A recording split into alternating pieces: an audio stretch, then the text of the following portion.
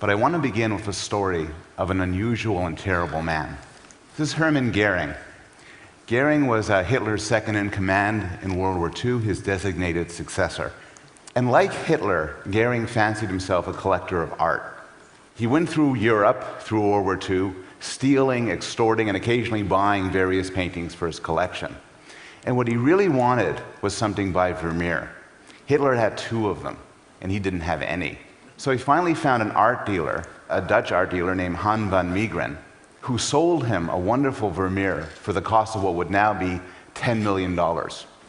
And it was his favorite artwork ever.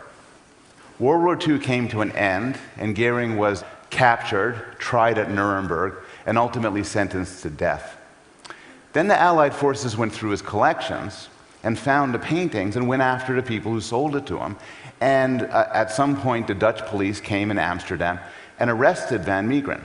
Van Meegeren was charged with the crime of treason, which is itself punishable by death. 6 weeks into his prison sentence, Van Meegeren confessed. But he didn't confess to treason. He said, "I did not sell a great masterpiece to that Nazi. I painted it myself. I'm a forger." Nobody believed him, and he said, "I'll prove it. Bring me a canvas and some paint, and I will paint a Vermeer much better than I sold that disgusting Nazi. I also need alcohol and morphine, because it's the only way I can work." So they brought him in. He painted a beautiful Vermeer, and then the charges of treason were dropped. He had a lesser charge of forgery, got a year sentence, and died a hero to the Dutch people. There's a lot more to be said about Van Meegeren, but I want to turn now to Goering, who's pictured here being interrogated at Nuremberg. Now, Goering was, by all accounts, a terrible man. Even for a Nazi, he was a terrible man.